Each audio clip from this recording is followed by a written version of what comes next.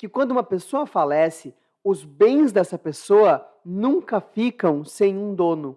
As pessoas gostam de tentar dividir as coisas antes de ser feito o inventário, achando que depois resolvem lá na frente. Muitas vezes não. Então, a exclusão é de classe, então descendente exclui ascendente, ascendente exclui cônjuge, mas a exclusão também é de grau. Sim, dentro da Dentro própria da classificação. própria classe, eles próprios se excluem. Então, se ele tem 100 mil reais, 50 vão ser reservados para os herdeiros Obrigatoriamente. necessários. Tem que esperar o evento morte acontecer, porque não existe herança de pessoa viva. Ilustres, quando uma pessoa falece, quem são os herdeiros que terão direito a receber a herança dessa pessoa? Existe uma ordem para isso? Qualquer herdeiro tem direito? Hoje, no nosso podcast, nós estamos tratando sobre ordem de vocação hereditária. Fiquem conosco.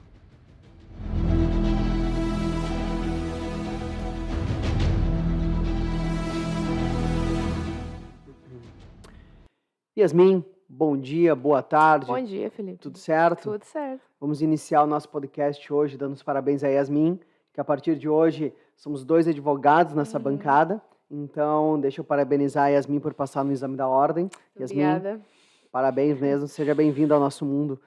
Finalmente, Agora né? sim, Agora sim, doutora, né? Agora sim para pegar firme com a gente. Vamos lá. Nosso tema hoje, Yasmin, é sobre inventário, claro, né? Mas nós estamos lidando com a questão de quem tem direito a herdar. Uma pessoa falece, deixa uma quantidade de herança, um patrimônio, que seja, né? E aí a gente fica pensando, beleza, quem vai receber a herança?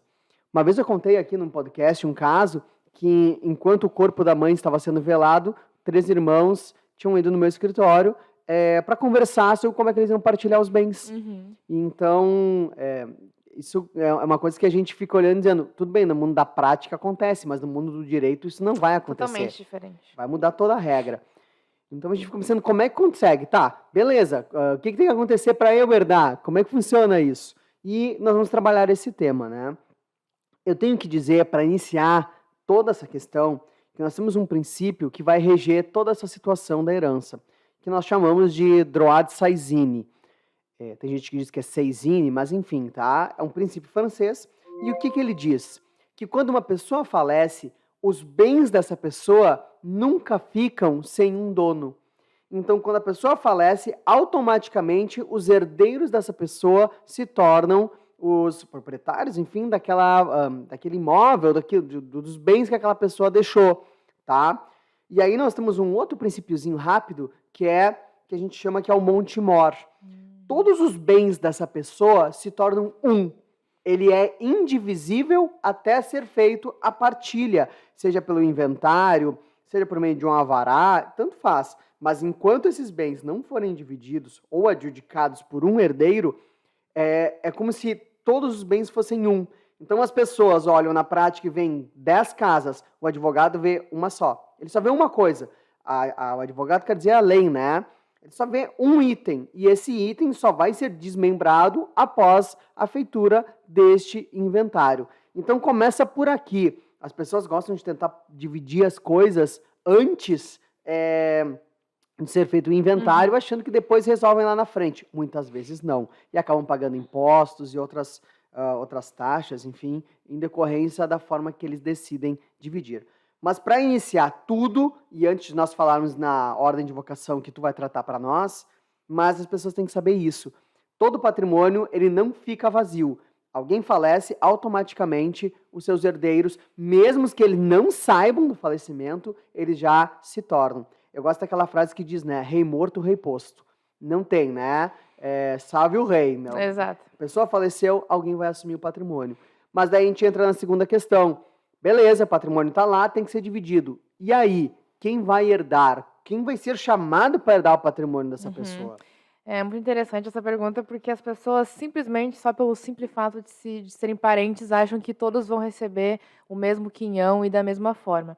Porque a lei estabelece algo que nós chamamos de ordem de vocação hereditária. A lei, ela faz uma certa distinção entre os herdeiros de acordo com a proximidade que eles tinham com a pessoa que faleceu. Porque, veja, não seria justo que o teu primo de quinto grau, enfim, recebesse o mesmo quinhão que a tua filha, que está perto de ti, que convive contigo. Não seria justo. Então, nessa ordem de vocação hereditária, o legislador ele vai convocar determinadas pessoas para participarem da herança e receber o seu quinhão. E a lei estabelece, então, duas categorias, que são os herdeiros necessários e os herdeiros facultativos. Vamos começar pelos necessários. Os herdeiros necessários, nós temos os descendentes, que são todos aqueles que vão descender da pessoa falecida. Não necessariamente precisam ser os filhos, quando vê esse falecido deixou netos, bisnetos. E é importante falar que se você encontra qualquer descendente, ele já exclui os outros herdeiros das outras classes. Então, se essa pessoa deixou 2 netos e ela tem ascendentes, quem vai receber essa herança serão os Segura aí, descendentes. olha só. Inclusive, tem 3 classes, como tu está explicando. Nós Sim. estamos falando da primeira, que é dos Necessário. descendentes, Uhum. pessoas que descendem do falecido. Então, os descendentes excluem os ascendentes, o ascendente vai excluir o terceiro, tá? A terceira classe. Mas olha só, dentro da própria classe dos descendentes também há exclusão. Sim. Imagina que se a pessoa que faleceu deixou filhos, então, filhos são primeiro grau, e netos, que são segundo grau, os filhos excluem os netos. Se a pessoa deixou só netos, deixou netos porque não tinha filhos e tinha bisnetos, os netos vão excluem os excluir. bisnetos. Então, a exclusão é de classe, então descendente exclui ascendente, ascendente exclui cônjuge, mas a exclusão também é de grau. Sim, dentro da Dentro própria da classificação. própria classe, eles próprios se excluem. Uhum. Tá, Felipe, mas assim, aí a pessoa que faleceu tinha um filho e um neto. Aí nós temos que ver, esse neto é desse mesmo filho? Se for, o pai vai excluir. Não, esse neto é de um filho que já morreu. pré-morto, já morreu. Aí. Bom, então esse neto vai herdar Ele por se eleva, representação. Ele vai se elevar Como ao se grau fosse do pai isso. e vai herdar por representação. Aí há situações que podem. Sim. Mas só para a gente deixar bem claro, a classe exclui uma outra classe, por Mais preferência, e dentro da classe, o grau exclui também. O Sim. primeiro grau exclui o segundo exclui o terceiro, o primeiro exclui o quinto, e assim, E assim vai. Então, Quanto mais perto da pessoa que faleceu, Exato. vai ter o direito de herdar. Então, retomando, nós temos, então, nessa classe de preferência, primeiro, os descendentes. Não havendo nenhum descendente, não Nada, existe, zero. você pula para a próxima classe, que são os ascendentes.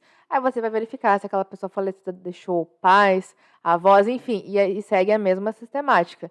Se a pessoa não deixou pais, mas deixou avós, então ela já vai excluir os bisavós, se assim eles existirem, e assim por diante. Tá, mas não temos descendentes, não temos ascendentes, e agora? A próxima classe é o companheiro ou o cônjuge. Tá, mas não há companheiro nem cônjuge, bom, aí a gente parte para a próxima classe, que são dos herdeiros facultativos, que aí nós temos os irmãos, os tios, os sobrinhos e os primos. Então, a gente tem 4, né? Então, parou nos primos, aí, então a gente não divide mais a herança, porque seria pessoas extremamente remotas, então não haveria aquela ligação que o legislador tanto privilegia. A lei já não privilegia, né? A partir dos primos e tio-avós, né? Uhum. A partir daquele momento, a lei já não beneficia mais eles. E segue a mesma sistemática. Se você tem irmãos, tios e primos, os irmãos serão os primeiros e os únicos a receber essa herança. Então, os irmãos eles vão excluir os demais. Então, sempre tem essa sistemática. O mais próximo exclui o mais remoto. E vou te dizer, contar para vocês. Sabe como é que o legislador pensou em fazer isso? O legislador pensou e disse assim, uma pessoa está falecendo. No leito de morte dela, se ela fosse fazer, por exemplo, um testamento, quem ela beneficiaria? Esse é o pensamento do legislador. E aí ele disse, olha, né, se uma pessoa fosse falecer, ela primeiro escolheria os filhos. E aí, óbvio, quando se fala filhos, pensou em descendentes. Então tá, a primeira classe beneficiada vai ser dos herdeiros necessários, os filhos. Legal. Tá, mas digamos que essa pessoa não tenha descendente. Legal, vamos para a segunda. Quem a pessoa beneficiaria? Os pais, né? Ou no caso agora, os ascendentes, né? Porque daí pega avós, bisavós. Por que os ascendentes? Eu dei um exemplo antes aqui em off, quando a gente estava conversando. Uma pessoa se separa, normalmente ele volta para casa de quem? Quem sai de casa? Né? volta para os pais, para a casa dos pais. A pessoa está com um problema financeiro, normalmente tu vai pedir uma ajuda para os teus pais. Tu quer um Vale Night, tu vai deixar o filho Com os avós, na né? casa dos avós. Então, tu seleciona em segundo lugar. Claro que os filhos vêm em primeiro lugar, porque são filhos, Sim. descendentes, no caso, né? Em segundo lugar, obviamente, vêm os ascendentes pela sua importância na história da pessoa. Agora, não tendo nenhuma dessas duas classes, a lei diz assim, beleza, e quem seria o legislador, né? Quem seria o terceiro? Quem seria a terceira pessoa beneficiada? Cônjuge. E aí se pensa na pessoa que entra na tua vida e provavelmente possa seguir contigo até o final, que é o cônjuge barra companheiro, Sim. né? Então a lei selecionou isso quando ela pensou desta forma, foi a forma que ela pensou para decidir quem seriam os herdeiros necessários que teriam direito à preferência da herança. Yasmin, a gente viu no bloco anterior a situação da ordem de vocação hereditária. Quem teria direito a receber a herança? Mas aí as pessoas devem ter ficado pensando, beleza, mas por quê? Por que alguém tem preferência, né? Por que a lei prefere alguém? Por que existe herdeiro necessário? E para que serve esse herdeiro necessário? Então a resposta que a gente pode dar aqui, iniciando, depois eu quero que tu fale do facultativo, mas quando a gente fala de herdeiro necessário, nós temos que falar de legítima. E aí eu complico mais ainda o assunto. A legítima, Yasmin, é uma porcentagem do patrimônio que é resguardada por lei aos herdeiros necessários. E é por isso que a gente diferencia herdeiros necessários dos herdeiros facultativos. Porque o herdeiro necessário, que a gente falou ali, são os descendentes, ou ascendentes, ou cônjuge, esses herdeiros, eles têm obrigatoriamente uma proteção patrimonial em decorrência do falecimento de uma pessoa. E essa proteção é de 50%. Então, 50% da herança da pessoa que faleceu tem que ficar para os herdeiros necessários.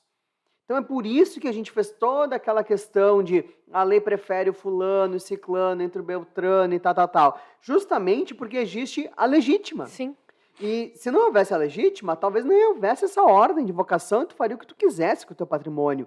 Mas como existe a legítima, que está na lei, que regula 50%, é obrigatório resguardar para os herdeiros necessários, e tu não sabe se tem herdeiro necessário ou não, enfim, né? Não, só na hora do falecimento é que a gente vai ver, porque Analisar a toda a herança, árvore lembrem, genealógica. a Yasmin, num podcast, falou muito bem para nós. Existe diferença entre herança e patrimônio. Sim. Herança é de quem faleceu, né? O patrimônio é de quem está vivo. Então, só vou ver se tem herdeiro necessário, facultativo, etc., quando eu for falar da herança. Então, assim, a lei resguarda esses 50%. E reserva para eles essa porcentagem. Então, se uma pessoa falecer, a lei vai lá e vai dizer, beleza, 50% do que tem aqui, pagando dívidas, tirando meiação, etc., é legítima. Então, nós vamos resguardar esse patrimônio para os herdeiros legítimos. Yasmin, e aí eu te pergunto, a pessoa que faleceu tem um patrimônio, tá?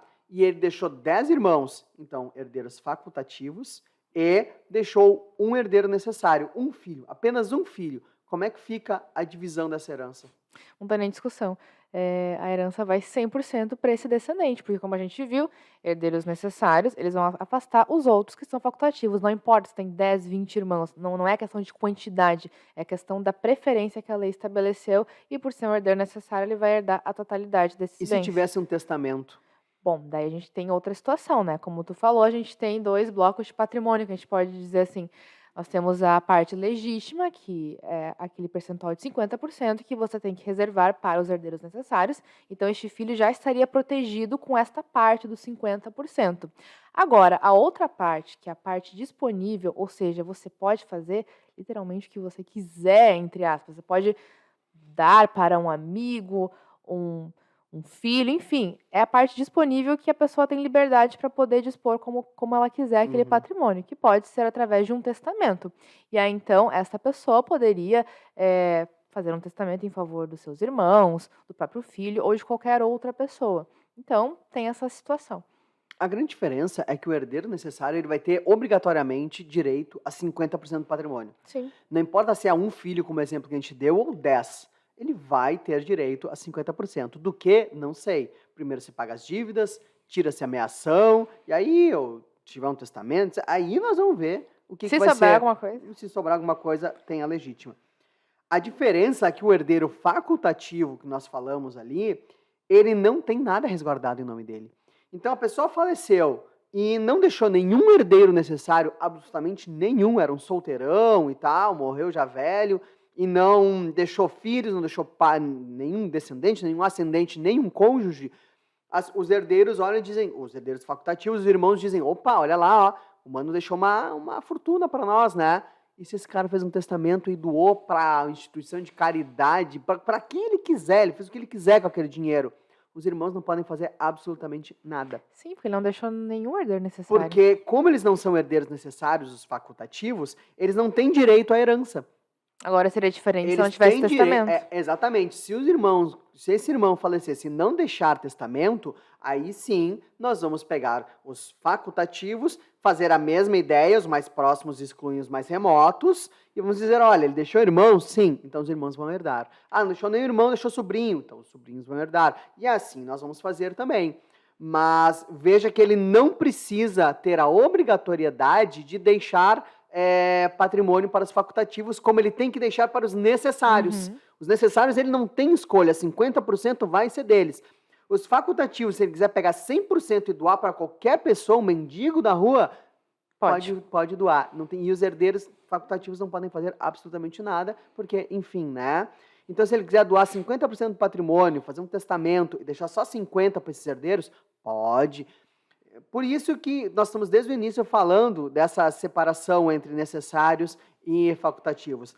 Porque o facultativo só vai receber pela benevolência do falecido. São regras diferentes. Se ele quiser. O herdeiro necessário, ele não tem escolha. Ele, salvo se houver uma deserdação. E, bom, Uma renúncia, enfim, são outras questões. Aí são outras questões. Mas, em tese, se estiver tudo certo, o necessário vai herdar 50%. Já tem esse resguardo. E aí, os outros 50% é disponível, aí sim ele pode doar e fazer o testamento para quem ele quiser. Mas 50% vai ser reservado. Então, se ele tem 100 mil reais, 50 vão ser reservados para os herdeiros obrigatoriamente. Necessários. Enquanto que para os facultativos, nós não temos isso. Para o facultativo tem um facultativo, eu quero doar só 10% para eles. Beleza, tu pode fazer isso. Então, eles estão à mercê do que a pessoa que faleceu vai pensar em fazer com os seus 100% patrimônio. Não tem resguardo nenhum quanto a essa classe de facultativos. Não tem resguardo nenhum. Para fechar isso aqui, Yasmin, a gente já falou de classe, já falou de grau, de herdeiros necessários e facultativos, de legítima. Mas assim, só para a gente complementar, a pessoa pode doar em vida, ela tem seus herdeiros necessários, tá? A pessoa já não está muito bem de saúde, ela tem seus herdeiros necessários. Ela pode já passar o patrimônio dela em vida para os seus herdeiros? Primeiro que não existe herança de pessoa viva, né? Nós temos patrimônio. Começa por aí. Tá? Existem formas de tu fazer isso, mas só vai se concretizar depois da morte.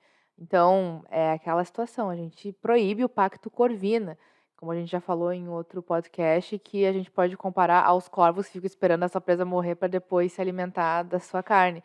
Então, tem mecanismos que a gente fala através do planejamento sucessório, o testamento, o holding, mas só depois que a pessoa morre que vai se concretizar. Então, não é assim, eu vou te passar e tu já fica com esse bem. Não. Tem que esperar o evento morte acontecer, porque não existe herança de pessoa viva. Herança pressupõe morte. Nós temos claro, nós temos alguns tipos de doação e tal, mas nós temos que ver adiantamento legítimo e tal, que a gente conversou em um outro podcast. Se não ultrapassa essa porcentagem de 50% também, tem toda uma regrinha. Então, olha a dificuldade que é. As pessoas chegam no escritório lá e com tudo já feito, organizado, às vezes um inventário que já aconteceu, uma morte que já aconteceu há 10 anos atrás, eles já dividiram esse patrimônio há 10 anos atrás. Sim. E aí eles querem que tu regule uma situação de fato que eles já estão vivendo há muito tempo. E que está irregular, inclusive, que não poderia ser feita dessa forma. Um herdeiro está ganhando mais do que o outro ali naquele esquema deles ali, e aí tu tem que regular aquilo. Então é importante fazer o inventário, principalmente por causa das taxas, dos impostos e etc. E para regular, porque na hora de vender ou fazer alguma coisa vai trancar. E também perde muito o valor de mercado, né? Quanto mais tempo tu espera, os bens vão se deteriorando e tu poderia ganhar um valor muito bom, mas se tu espera, tu paga mais taxas e o bem só deteriora. Enfim. Pessoal, Espero que vocês tenham gostado desse podcast. O assunto é bem legal. Curtam as nossas redes sociais, Instagram, Facebook e temos todos os nossos podcasts postados aqui no YouTube. Tá bom? Um grande abraço para vocês. Até o próximo.